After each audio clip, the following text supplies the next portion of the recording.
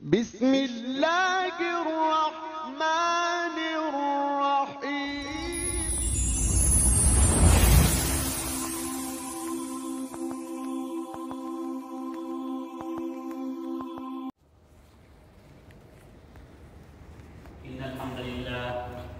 إن الحمد لله نحمده ونستعينه ونستغفره ونؤمن به ونتوكل عليه ونعوذ بالله من شرور أنفسنا ومن سيئات أعمالنا من يهده الله فلا مضل له ومن يضلله فلا هادي له وأشهد أن لا إله إلا الله وأشهد أن محمدا عبده ورسوله. يا أيها الذين آمنوا اتقوا الله حق تقاته ولا تموتن إلا وأنتم مسلمون. يا أيها الناس اتقوا ربكم الذي خلقكم من نفس واحدة وخلق منها زوجها وبث منهما رجالا كثيرا ونساء واتقوا الله الذي تساءلون به والأرحام إن الله كان عليكم رقيبا. يا أيها الذين آمنوا اتقوا الله وقولوا قولا سديدا يصلح لكم أعمالكم ويغفر لكم ذنوبكم ومن يطع الله ورسوله فقد فاز فوزا عظيما. أما بعد فإن خير الحديث كتاب الله وخير الهدي هدي محمد صلى الله عليه وسلم وشر الأمور محدثاتها وكل محدثة بدعة وكل بدعة ضلالة وكل ضلالة في النار. فأعوذ بالله من الشيطان الرجيم. بسم الله الرحمن الرحيم. قال الله تعالى في كلامه المجيد والفرقان الحميد. أعوذ بالله من الشيطان الرجيم. بسم الله الرحمن الرحيم. اقرأ باسم ربك الذي خلق خلق الإنسان من علق اقرأ وربك الأكرم الذي علم بالقلم علم الانسان ما لم يعلم. محترم سامعین کرام، آج ربیع الاول کی 25ویں تاریخ 1444 ہجری، سیرت النبی صلی اللہ علیہ وسلم کے عنوان سے پچھلے 2 جمعے سے باتیں ہو رہی ہیں. آج انشاءاللہ اسی سلسلے کو آگے بڑھاتے ہوئے اللہ کے رسول صلی اللہ علیہ وسلم کی نبوت سے ہجرت تک بیان کرنے کی کوشش کی جائے گی. میرے محترم بھائیوں، اللہ کے رسول صلی اللہ علیہ وسلم کی عمر جب 40 سال کی ہوئی، اور یہ وہ عمر ہے جس عمر میں اکثر نبیوں کو نبوت ملی، یعنی یہ کہہ سکتے ہیں یہ نبوت کی عمر ہے. 40 سال کی عمر ہوتے ہوئے اللہ کے رسول صلی اللہ علیہ وسلم کے خواب میں کچھ چیزیں دکھائی دینے لگی، اور اللہ کے نبی صلی اللہ علیہ وسلم جو خواب دیکھتے وہ خواب روز روشن کی طرح نمودار ہو جاتا، بالکل اسی طرح ہو بہو ظاہر ہو جاتا. یہ سلسلہ اللہ کے رسول صلی اللہ علیہ وسلم کی زندگی میں 6 مہینے تک چلا. جب اللہ کے رسول صلی اللہ علیہ وسلم کی عمر 40 سال 6 مہینے 21 دن کی ہوئی، اس وقت جبرائیل علیہ السلام غار حرا میں تشریف لاتے ہیں، اور یہ 6 مہینے آپ کی نبوت کا 46واں حصہ ہے. یعنی آپ کی جو نبوت تھی 23 سال، 13 سال مکے میں، 10 سال مدینہ میں، اس کا اگر آپ 6 سے ڈیوائیڈ کریں گے تو 46 آئے گا، 46. 46واں حصہ خواب کا مرحلہ تھا. جو بھی نبوت کے مرحلے میں شامل تھا. جب جبرائیل علیہ السلام تشریف لاتے ہیں، اما عائشہ صدیقہ رضی اللہ تعالیٰ عنہا بیان کرتی ہیں، حدیث صحیح بخاری کی ہے، کہتے ہیں اللہ کے نبی صلی اللہ علیہ وسلم نے فرمایا، فرشتہ میرے پاس آیا، فقال لی اقرا، مجھ سے کہا پڑھو. سب سے پہلی چیز اللہ رب العالمین نے جو نازل کی، اقرا، پڑھو. امپورٹنس آف ایجوکیشن، تعلیم کی اہمیت، یعنی اے محمد تم اس پہاڑ پہ کیوں آ کے بیٹھتے ہو؟ اس پہاڑ کو اپنا تم منبع و ماوا کیوں سمجھتے ہو؟ کیوں یہاں پہ آنے کا مقصد کیا ہے؟ معلوم ہے آپ اس لیے آتے ہیں نا تاکہ مکہ میں تاریکی ختم ہو جائے، مکہ میں گمراہی ختم ہو جائے، مکہ کے لوگ اچھے راستے پہ صراط مستقیم پہ چلنے لگیں، مکہ والے زناکاری چھوڑ دیں، مکہ والے حرام کمائی چھوڑ دیں۔ اسی لیے آتے ہو نا۔ ان سب کو اگر آپ کو ختم کرنا ہے اقرا، آپ پڑھیے، آپ علم حاصل کیجیے۔ فَقُلْتُ مَا أَنَا بِقَارِئٍ، اللہ کے نبی صلی اللہ علیہ وسلم فرماتے ہیں میں تو پڑھنا نہیں جانتا، میں پڑھا لکھا نہیں ہوں، میں کیا پڑھوں؟ کہتے ہیں اللہ کے رسول صلی اللہ علیہ وسلم کہ فرشتے نے مجھے سینے سے لگایا اور دبوچا، پھر کہا اقرا، پڑھو۔ پھر کہتے ہیں میں نے کہا ما انا بقاری، میں پڑھنا نہیں جانتا، میں کیا پڑھوں؟ تیسری بار پھر سینے سے لگایا، پھر کہا پڑھو۔ پھر اللہ کے رسول صلی اللہ علیہ وسلم کا وہی جواب تھا ما انا بقاری، میں پڑھنا نہیں جانتا۔ کہتے ہیں تیسری بار فرشتے نے کہا اقرا بسم ربک الذی خلق، خلق الانسان من علق، پڑھو اس رب کے نام سے جس نے پیدا کیا، جس نے آسمان بنایا، زمین بنایا، پوری کائنات بنائی، اس کے نام سے پڑھو۔ جس نے انسان کو اس چیز سے پیدا کیا، خون کے لوتھڑے سے پیدا کیا جس کا کوئی وجود نہیں تھا، اس رب کے نام سے پڑھو۔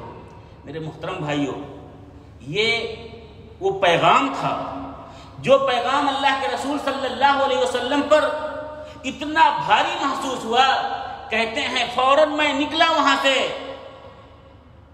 وَجَاءَ عَلَى خَدِیجَہ، حضرت عائشہ صدیقہ فرماتی ہیں کہ وہ فوراً اپنی بیوی خدیجہ رضی اللہ تعالی عنہا کے پاس آئے۔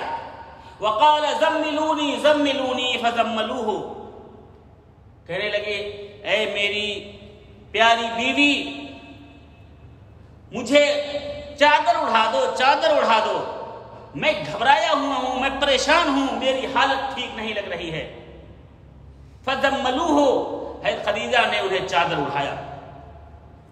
تھوڑا نارمل ہوئے، پوچھا کیا بات ہے؟ اللہ کے نبی صلی اللہ علیہ وسلم نے فرمایا قد خشیت علی نفسی، مجھے اپنے نفس پر ڈر لگ رہا ہے، مجھے ایسا لگ رہا ہے میں ہلاک ہو جاؤں گا، میری وجود ختم ہو جائے گا۔ خدیجہ رضی اللہ تعالی عنہ کیا کہتی ہیں؟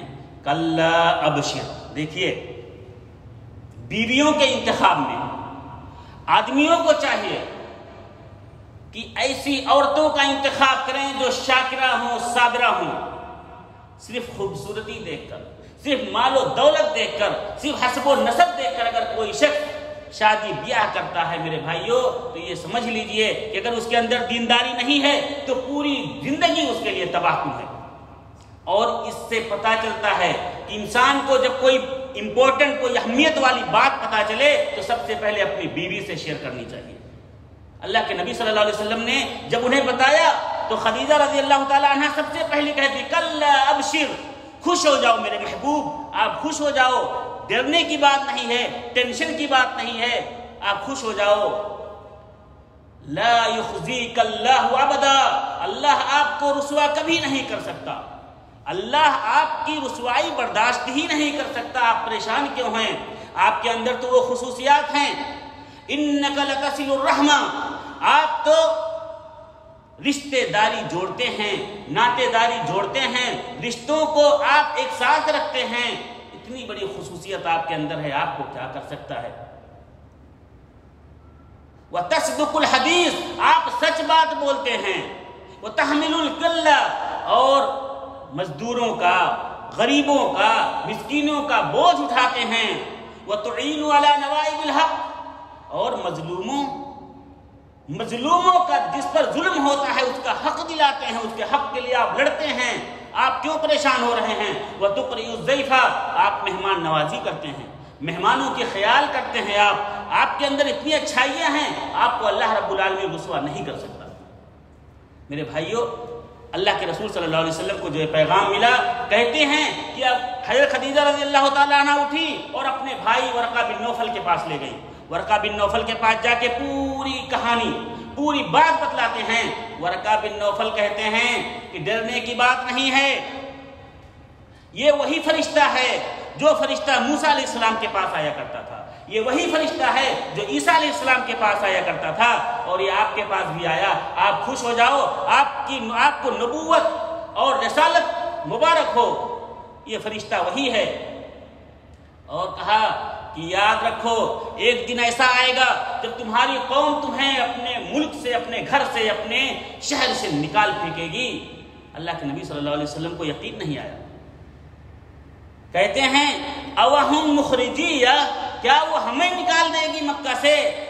قال نعم، کہا ہاں وہ تم کو نکال دے گی۔ اللہ کے نبی صلی اللہ علیہ وسلم سوچ رہے ہیں کہ لوگ جو ابھی امین کہتے ہیں، صادق کہتے ہیں، سچا کہتے ہیں، مجھے نکال دیں گے۔ ورقہ بن نوفل کہتے ہیں اگر میں اس وقت تک زندہ رہا، اللہ رب العالمین نے حیات بخشی تو میں آپ کی زبردست مدد کروں گا۔ میرے محترم بھائیوں، جب یہ پیغام ملا اللہ کے رسول صلی اللہ علیہ وسلم کو، کچھ دن کے بعد ورقہ کا انتقال ہو گیا، اس کے بعد وحی کا سلسلہ بھی منقطع ہو گیا۔ پھر وحی جب دوبارہ نازل ہوئی، کہتے ہیں میں اتنا ڈر گیا تھا، مکہ والوں کی زبان سے اتنا پریشان ہو گیا تھا کہ امام طبری نے اپنی تاریخ میں اور اسی طرح ابن ہشام نے لکھا ہے کہ اللہ کے رسول صلی اللہ علیہ وسلم اتنا پریشان ہو گئے تھے پاگل لفظ کی وجہ سے کہ وہ جا رہے تھے اپنے آپ کو ہلاک کرنے کے لیے، کہ میں پہاڑ پہ جا کے اپنے آپ کو ہلاک کر لوں گا۔ کہتے ہیں جب میں وہاں پہنچا تو میں نے وہی اسی فرشتے کو دیکھا جو غار حرا میں آیا تھا، قائد علی الکرسی بین السماء والارض، جو آسمان و زمین کے بیچ میں کرسی پر بیٹھا ہوا ہے۔ پھر اس سے بات ہوئی، پھر کہنے، پھر ڈر گیا، پھر اپنی وائف کے پاس آیا اور کہا زملونی زملونی، پھر مجھے چادر اٹھا دو۔ اللہ کے رسول، اللہ رب العالمین نے فوراً آیت نازل کی، یا ایھا المدثر قم فانذر وربک فکبر والرجز فہجر، کہ اے نبی آپ کو نبوت اس لیے نہیں ملی ہے کہ چادر اوڑھ کے آپ لیٹ جائیں، آپ گھر میں بیٹھے رہیں، اٹھیے اور لوگوں کو ڈرائیے، بتوں کی پرستی سے، بتوں کی پوجا سے لوگوں کو ڈرائیے، لوگوں کو آگاہ کیجیے۔ کہتے ہیں اس کے بعد سے اللہ کے رسول صلی اللہ علیہ وسلم کبھی بیٹھے نہیں، اٹھے ہی رہے، 23 سال زندگی گزار دی۔ اللہ کے نبی صلی اللہ علیہ وسلم دین کے معاملے میں کبھی سست نہیں پڑے۔ میرے محترم بھائیوں، جب یہ پیغام اللہ کے نبی صلی اللہ علیہ وسلم نے عام کیا، تمام وہی لوگ جو آپ کے مخلص تھے، جو آپ کو امین کہتے تھے، صادق کہتے تھے، سچا کہتے تھے، وہی لوگ آپ کے دشمن ہو گئے۔ اسی طرح سے 3 سال کا وقفہ گزرا مکہ میں اللہ کے رسول صلی اللہ علیہ وسلم کی 13 سال زندگی 3 مرحلوں میں تقسیم ہوتی ہے۔ پہلا 3 سال خفیہ عبادت، چوتھے سے 10ویں سال تک کھلم کھلا عبادت، کھلم کھلا تبلیغ مکے کے اندر، 10ویں سال سے ہجرت تک اللہ کے رسول صلی اللہ علیہ وسلم کی تبلیغ مکہ سے باہر۔ یہ پہلا 3 سال گزرا، اس کے بعد اللہ رب العالمین نے حکم نازل کیا، وَأَنذِرْ عَشِيرَتَكَ الْأَقْرَبِينَ، سورہ شعراء نازل کیا کہ نبی کریم صلی اللہ علیہ وسلم آپ اٹھیے اور اپنے گھرانوں میں، اپنے قرابت داروں میں تبلیغ کیجیے۔ آج ہم نے تبلیغ کا مطلب غلط سمجھا، اپنے گھر والوں کو، اپنے پڑوسیوں کو، اپنے رشتہ داروں کو چھوڑ کر دوسرے ملکوں کا سفر کرنے لگتے ہیں تبلیغ کے نام پہ۔ اللہ کے رسول صلی اللہ علیہ وسلم کو سب سے پہلی جو تبلیغ کے حکم ملا، انذر عشیرتک الاقربین، اے اللہ کے نبی آپ اپنے رشتہ داروں کو، اپنے گھر والوں کو، اپنے خاندان کو آپ جائیے تبلیغ کیجیے، آپ بتائیے ان کو سمجھائیے۔ اللہ کے نبی صلی اللہ علیہ وسلم کہتے ہیں، عبداللہ بن عباس رضی اللہ تعالیٰ عنہ حدیث کے راوی ہیں، صحیح بخاری کی حدیث ہے کہ اللہ کے نبی صلی اللہ علیہ وسلم فوراً گئے، صفا پر چڑھ گئے، صفا پہاڑی پر چڑھ کے کہتے ہیں یا صباحا یا صباحا، یہ وہ کلمہ ہے کہ جب مکہ میں کوئی مصیبت نازل ہوتی تھی، کوئی پریشانی آنے والی ہوتی تھی، کسی چیز سے آگاہ کرنا ہوتا تھا تو مکہ والے لفظ کہتے تھے یا صباحا، آ جاؤ آ جاؤ، کوئی مصیبت آنے والی ہے۔ اور یہی نہیں بلکہ اللہ کے رسول صلی اللہ علیہ وسلم نے ایک ایک قبیلے کا نام لے کر، ایک ایک آدمی کا نام لے کر بلایا، کہا یا بنی فلاں، یا بنی فلاں، یا بنی کعب، یا بنی مرہ، یا بنی لوئی، سب کو بلایا، کہا آ جاؤ۔ مکہ والے کہتے ہیں کوئی آدمی اپنے گھر میں نہیں بیٹھا، اللہ کے نبی کی آواز سن کر سب لوگ آ گئے، یہاں تک کہ جو چلنے پھرنے سے قاصر تھے انہوں نے اپنے ایلچی، اپنے قاصد بھیجے کہ جا کے دیکھو کیا پیغام دے رہے ہیں۔ سب لوگ جب پہنچ گئے، اللہ کے رسول صلی اللہ علیہ وسلم نے پوچھا اگر میں یہ کہوں کہ اس پہاڑ کے پیچھے ایک بہت بڑا لشکر آ رہا ہے جو مسلح ہے، جو ہتھیار سے لبریز ہے اور جو تمہارے اوپر حملہ کرنے والا ہے، اکنتم مصدقیہ، کیا تم میری سچائی کو، میری بات کو سچا مانو گے؟ قالوا واللہ ما جربنا علیک الا صدقا، کہتے ہیں اللہ کی قسم اے محمد ہم نے آپ کو صرف سچا ہی پایا ہے، ہم یقین ضرور کریں گے۔ اللہ کے نبی صلی اللہ علیہ وسلم کو موقع مل رہا تھا فوراً کہے کہ سنو، میں اس لیے آیا ہوں، میں تمہیں عذاب علیم سے ڈرانے کے لیے آیا ہوں، میں اللہ رب العالمین کا پیغام دینے کے لیے آیا ہوں، میں اللہ کے رسول صلی اللہ علیہ وسلم ہوں اور میں نبوت کا دعویٰ کرتا ہوں اور میں اللہ رب العالمین کا پیغام آپ کو سنا کر عذاب علیم سے بچانا چاہتا ہوں۔ سب لوگ خاموش تھے۔ قام ابو لہب اٹھا، کہا تبا لک سائر الیوم لہذا جماعتنا، کہتا ہے اے محمد تو برباد ہو جا، تو ہلاک ہو جا، کیا تم نے ہمیں اسی لیے جمع کیا تھا؟ کیا تم نے ہمیں اسی لیے بلایا تھا یہاں پہ؟ اس کے بعد تبت یدا ابی لہب اس کی مذمت میں اتری، آپ کو معلوم ہے۔ میرے محترم بھائیوں، یہی نہیں بلکہ مسلمانوں پہ جو سختیاں ہونے لگی، یہی ابو لہب جو اللہ کے رسول صلی اللہ علیہ وسلم بازار میں جاتے تھے تبلیغ کرنے کے لیے، پیچھے پیچھے جاتا تھا، اللہ کے رسول کہتے تھے کہ ایک اللہ کی عبادت کرو تو یہ کہتا تھا لات و عزا کی عبادت کرو، جو وہ کہتے تھے اس کے مخالف میں باتیں کرتا تھا۔ یہی نہیں، وہی مکہ والے جن کے لوگ عزیز تھے، جب عثمان بن عفان رضی اللہ تعالیٰ عنہ اسلام لائے، ان کے چچا نے کھجور کی چٹائی میں انہیں لپیٹ کر نیچے سے دھواں دیتا تھا تاکہ اس سے بھی اسلام سے ہٹ جائیں۔ مصعب بن عمیر رضی اللہ تعالیٰ عنہ کی والدہ نے کہا کہ اگر تم محمد کی بات ماننے سے انکار نہیں کرتے تو میں تمہارے کھانے اور پینے سب کچھ بند کر دوں گی۔ کہتے ہیں بند کر دو، پھر بھی میں ماننے والا نہیں ہوں۔ کہتے ہیں پھر میں تمہیں اپنے گھر سے نکال دوں گی۔ کہتے ہیں نکال دو، جان مانگو تو جان دیں گے، مال مانگو تو مال دیں گے، ہم سے یہ نہ ہو سکے گا کہ نبی کا جاہو جلال دیں گے۔ والدہ نے گھر سے نکال دیا لیکن بندے ٹس سے مس نہیں ہوا۔ میرے محترم بھائیو، بلال حبشی رضی اللہ تعالیٰ عنہ کو تو جانتے ہوں گے، امیہ بن خلف کیا کیا مظالم ڈھاتا تھا۔ مصیبتیں تنگ ہو گئیں، مصیبتیں بڑھ گئیں، پریشانیاں اور آ گئیں، انہیں مسلمانوں کو تنگ کرنا شروع کر دیا۔ ابو لہب کی بیوی ام جمیل نے جب دیکھا کہ ہمارے خاندان کے لیے ایک صورت اتری ہے قرآن مجید میں جس میں میرے شوہر کی ہلاکت ہے، میرے ہلاکت ہے، میرے بیٹوں کی ہلاکت ہے۔ اللہ کے رسول صلی اللہ علیہ وسلم کی 2 صاحبزادیاں تھیں، رقیہ اور ام کلثوم کی شادی ابو لہب کے دونوں بیٹے عتبہ اور عتیبہ سے ہو چکی تھی، اس نے طلاق دلا دیا۔ اللہ کے رسول صلی اللہ علیہ وسلم کی تلاش میں ہاتھ میں پتھر لے کر نکلی کہ میں جہاں بھی اللہ کے رسول کو دیکھوں گی ان کے چہرے پہ مار دوں گی۔ خانہ کعبہ میں پہنچی، اللہ کے رسول صلی اللہ علیہ وسلم ابو بکر صدیق رضی اللہ تعالیٰ عنہ کے ساتھ خانہ کعبہ میں موجود تھے۔ کہتے ہیں اللہ کے رسول صلی اللہ علیہ وسلم کہ اخذ اللہ بصرہ، اللہ رب العالمین نے اس کے آنکھ کو پکڑ لیا، اس کی بینائی کو پکڑ لیا، وہ مجھے نہیں دیکھ رہی تھی۔ وہ جا کے پہنچتی ہے، کہتی ہے اے ابو بکر تمہارا ساتھی کدھر ہے؟ اور اللہ کی قسم اگر میں نے اس کو دیکھ لیا تو اس کے چہرے پہ پتھر ماروں گی۔ اور وہ کیا شاعر سمجھتا ہے، میں بھی بڑی شاعرہ ہوں، میں بھی بڑی شاعرہ ہوں، مجھے بھی شعر و شاعری آتی ہے۔ اس نے کہا مزممن عصینا وامرہ ابینا ودینہ قلینا، کہ ہم مزمم کے نعوذ باللہ، وہ محمد کا مطلب ہوتا ہے تعریف کیا ہوا، مزمم کا مطلب ہوتا ہے مذمت کیا ہوا۔ وہ محمد صلی اللہ علیہ وسلم کو مزمم کہتی تھی، کہتی محمد جو لے کر آئے ہیں میں اس کی انکار کرتی ہوں، جو دین لائے ہیں اس کا انکار کرتی ہوں، جو معاملہ لے کر آئے ہیں میں اس کو جھٹلاتی ہوں۔ میرے محترم بھائیوں، یہی نہیں، جب یہ مظالم اور بڑھنے لگے، حج کا مہینہ قریب آنے لگا، حج کا مہینہ قریب آنے لگا، لوگ ولید بن مغیرہ کے پاس پہنچتے ہیں اور کہتے ہیں کہ دیکھو ابھی حج کا مہینہ آ رہا ہے، لوگ حج کے لیے آئیں گے جب یہاں پر تو اسلام کی بات سنیں گے، اللہ کے رسول کی باتیں سنیں گے، جوک در جوک لوگ اسلام میں داخل ہو جائیں گے، اللہ کے رسول صلی اللہ علیہ وسلم کے فالوور ہو جائیں گے، میں کیا کروں گا؟ کیا کر سکتے ہیں آپ؟ ولید بن مغیرہ کہتے ہیں پہلے تم بتاؤ تم لوگوں نے کیا پلان بنایا ہے، کیا ان کے خلاف کیا پلان بنایا ہے؟ کہنے لگے ہم لوگ سوچتے ہیں انہیں کاہن کہہ دو۔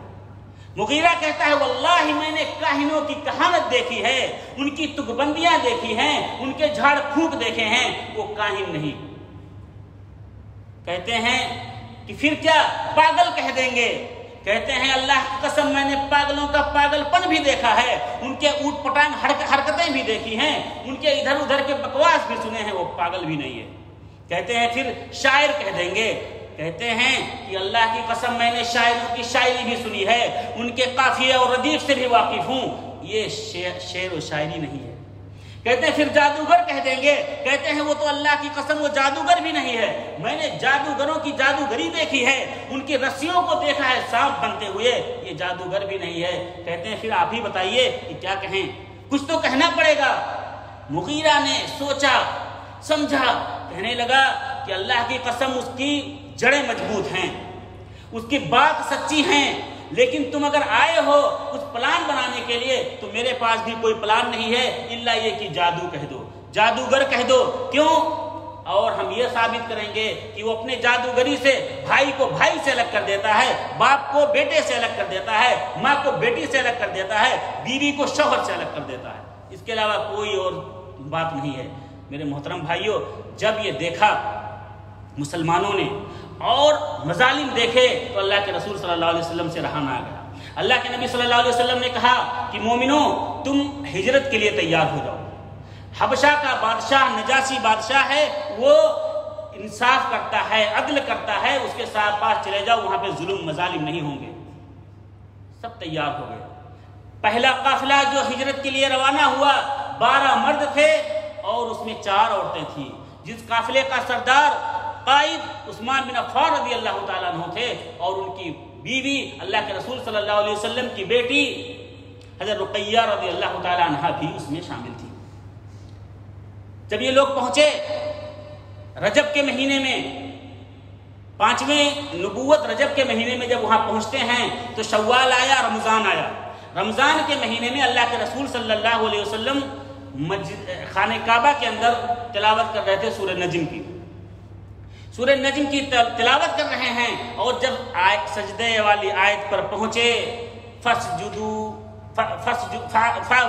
لِلَّهِ وَعْبُدُوا، جب اس آیت پر پہنچے سب لوگ سجدہ ریز ہو گئے۔ کافر جو تھے، کفار جو تھے، وہ بھی سجدے میں چلے گئے۔ حبشہ والوں کو خبر ہوئی کہ تمام کفار مسلمان ہو گئے، غلط خبر ملی، اس لیے وہاں سے واپس انہوں نے آنا شروع کیا۔ جب یہاں پہنچے تو پتہ چلا معاملہ اس کے برعکس ہے۔ پھر اللہ کے رسول صلی اللہ علیہ وسلم نے دوسری ہجرت کی تیاری کروا دی، کہا دیکھو تم یہاں محفوظ نہیں ہو، تمہارے انہیں ستایا جائے گا، ظلم کیا جائے گا، تم جاؤ۔ میرے محترم بھائیوں، پھر دوبارہ ہجرت کے لیے مسلمان تیار ہوئے۔ اس وقت 82 یا 83 مرد اور 14 یا 15، کچھ لوگ 18 یا 19 عورتیں کہتے ہیں اس میں موجود تھی۔ پھر یہ قافلہ جب حبشہ کی طرف پہنچا، حبشہ میں پہنچا تو یہاں پہ کفار بھی خاموش نہیں بیٹھے تھے۔ انہوں نے سوچا اگر سب لوگ ایک ایک کر کے چلے گئے، مکہ خالی ہو گیا، تو پھر یہاں پہ ہمارے معبودوں کا، ہمارے یہ جھوٹے خداؤں کی کوئی اہمیت نہیں ہوگی، سب لوگ مسلمان ہو جائیں گے۔ اس لیے انہوں نے تیار کیا عمرو بن عاص کو اور عبداللہ بن ابی ربیعہ کو، کہا تم دونوں اچھے اچھے تحفے تحائف لے کر جاؤ اور حبشہ کو اور اس کے حواری مواری جتنے دربان ہیں سب کو خرید لو اور ان کو رشوت دے دو اور ان کو اپنے قبضے میں کر کے ان کو واپس لے آؤ۔ چنانچہ یہ لوگ پہنچتے ہیں، دربانوں کو، درباریوں کو، جو اس کے چمچے تھے اس کو تحفے تحائف دیے اور ان سے کہا کل ہماری جب میٹنگ کرانا بادشاہ کے سامنے، جب میٹنگ طے ہو جائے تو ان لوگوں کی بات مت سننا، ہماری بات سن کے اور فیصلہ دلا دینا۔ دوسرے دن جب حبشہ کے پاس پہنچے، حبشہ کے بادشاہ کے پاس، ان دونوں نے، عمرو بن عاص نے اور عبداللہ بن ابی ربیعہ نے اپنی پوری باتیں بتا دی کہ ہمارے یہاں سے کچھ بیوقوف لوگ آ گئے ہیں، ان کے چچا، ان کے خاندان والے، ان کے گھر والوں نے ہمیں بھیجا ہے کہ انہیں واپس لے کر آؤ، ہم آئے ہیں انہیں واپس لینے کے لیے، آپ انہیں بھیج دیجئے۔ نجاشی بادشاہ نے کہا کہ ایک طرفہ فیصلہ نہیں کر سکتے، ہم بھیجیں گے لیکن پہلے ان کی بات بھی سن لیں۔ مسلمانوں کی طرف سے جو ترجمان تھے وہ جعفر بن ابی طالب رضی اللہ تعالیٰ عنہ آئے، کہا دیکھو یہ لوگ ایسے ایسی باتیں کہہ رہے ہیں، آپ کیا کہتے ہیں؟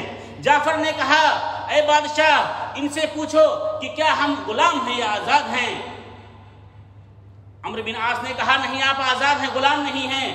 کہا ان سے پوچھو کیا ہم نے خون کر کے بھاگا ہے؟ ہم لوگ خونی ہیں جس کا قصاص لینے کے لیے آئے ہیں؟ کہا نہیں، آپ لوگ خونی نہیں ہو۔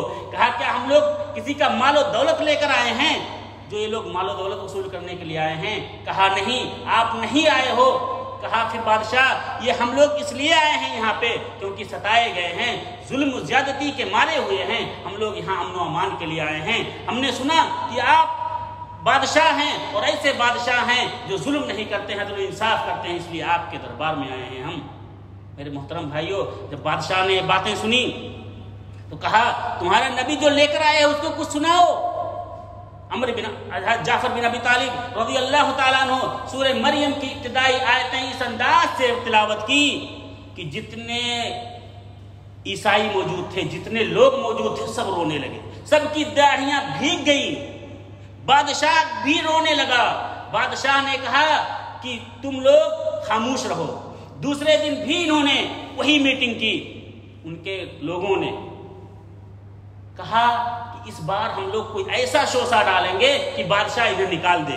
بادشاہ کے جا کے کان بھرے، کہتے ہیں بادشاہ ان سے پوچھو کہ مریم کے بارے میں اور عیسیٰ علیہ السلام کے بارے میں ان کی کیا رائے ہے۔ پوچھتے ہیں کہ بتاؤ حضرت عیسیٰ کے بارے میں، ان کی والدہ مریم کے بارے میں آپ کی کیا رائے ہے؟ جعفر بن ابی طالب رضی اللہ تعالیٰ عنہ کہتے ہیں کہ اے بادشاہ ہم وہی بات کہیں گے جو ہمارے نبی لے کر آئے ہیں۔ عیسیٰ علیہ السلام اللہ کے رسول، اللہ کے بندے ہیں۔ عیسیٰ علیہ السلام اللہ رب العالمین کے روح اور وہ کلمہ ہیں جن کو ان کی والدہ مریم کے پاس اللہ رب العالمین نے القاء کیا۔ بادشاہ کہتا ہے کہ یہ وہ کلام ہے اور جو انجیل ہے، یہ دونوں ایک ہی شمعدان سے نکلے ہوئے ہیں، یہ دونوں کا مصدر ایک ہے، دونوں کا ماخذ ایک ہے، دونوں ایک ہی جگہ سے نکلے ہیں، اس میں اور اس میں کوئی فرق نہیں ہے۔ اس لیے تم لوگ جتنا دل کہے رہو، اور سب سے کہا ان کے ہدیے، ان کے تحفے تحائف واپس کر دو اور انہیں یہاں سے بھگا دو۔ میرے محترم بھائیوں، یہ دوسری ہجرت تھی۔ انشاءاللہ اگلے خطبہ میں آگے یہاں سے آگے بات بڑھائی جائے گی۔ وآخر دعوانا ان الحمدللہ رب العالمین۔